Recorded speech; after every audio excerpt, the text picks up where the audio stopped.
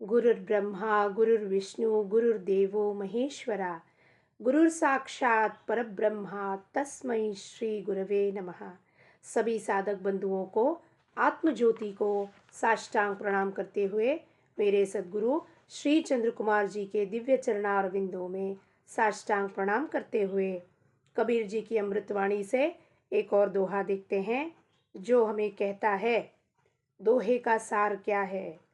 मान अभिमान कुछ मत कीजिए, क्योंकि ये मान अभिमान बड़ा ही घातक है। ये हमें कुछ भी प्राप्ति करने को नहीं देगा, सुख या आनंद की प्राप्ति नहीं करने देगा। ये मान अभिमान के वजह से हम किसी के सामने झुकने को तैयार ही नहीं होते। फिर हम चाहे गलत ही क्यों न हो, अभिमान का फन इतना बड़ा, जिस प्रकार सर्प विष जब उगलता है तो अपना फन निकालता है, उस प्रकार अभिमान अपना फन इस प्रकार के फैला कर बैठा हुआ है। गलती होने के बावजूद हम किसी और से माफ़ी नहीं मांग सकते। क्यों? मैं बड़ा हूँ, मैं इस कुल का हूँ, मैं इस कंपनी का सीईओ हूँ, या फिर मेरे पास बहुत धन है, तो मैं जो निचले जाति का है या पिछड़ा हुआ है या कोई जड़मती का है, उसके सामने अपना दर्प और अभिमान दिखाता हूँ और सोचता हूँ कि मैं बड़ा बलवान हूँ। ऐसी ऐसी बलवान किस काम की? जो अपने आपस के बराबर के हो, हम उस पर बल दिखाएं तो बात अलग है। सास के हाथ पांव नहीं चलते तो बहू उन पे दर्प अभिमान दिखाएगी कि मैं तुमसे बलवान हूं, तो कैसा चलेगा? बूढ़े ससुर पर बल दिखाना कोई उचित बात है क्या? ये सब अभिमान की बात है। इसके लिए वो कहते हैं, इस अभिमान को काट के गिरा दो। और अभिमान को काट गिराने का सही जगह कहाँ है? गुरु के पास, सदगुरु के पास। जब हम जाएंगे तो इस भ्रांति को, कि तुम अपने आप को कुछ समझते हो, इस भ्रांति को हटा दो। तुम अपने आप को बड़ा बलवान समझते हो, बड़ा सुदृढ़ समझते हो, बड़ा होशियार समझते हो, इंटेलेक्चुअल समझते हो, पर ये सब कुछ परमात्मा का दिया हुआ है तुमको। और उस पर अभिमान चढ़कर बोल रहा है। मन अपने आप को कर्ता समझने बैठता है तो ये अभिमान सर चढ़ के बोलता है, जबकि उस मन और उस बुद्धि का प्रेरणा करता जो है वो तो स्वामी है, परमात्मा है। तुम्हारी काहे की बुद्धि, हमारी काहे की अकल चलाते हैं हम कि ये काम मैंने किया है, मैंने कमाया है, बिजनेस मैंने बढ़ाया है, सब कुछ मैंने संभाला है। कहाँ मैंने संभाला है? मलमूत्र विसर्जन हमारी इच्छा से होती है क्या? रक्त का संचार हमारी इच्छा से होती है?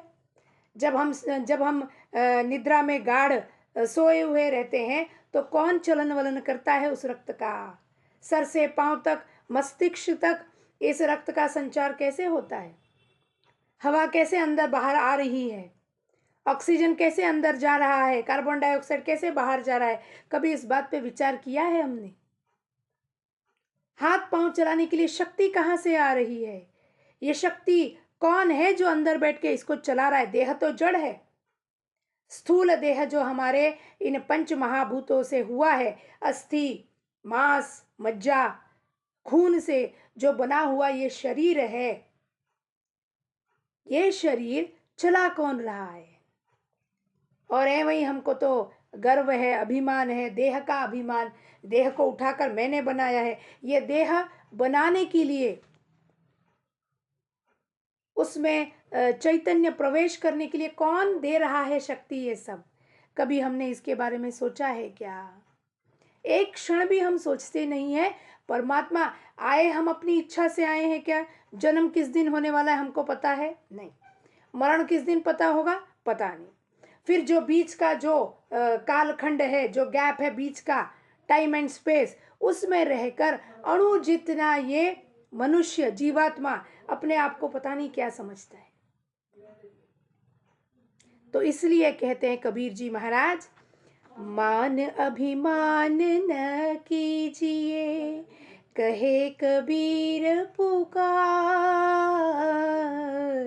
मान अभिमान न कीजिए, कहे कबीर पुकार, जो सिर साधु न में, तो सिर काटी उतार कबीरा, तो सिर काटी उतार।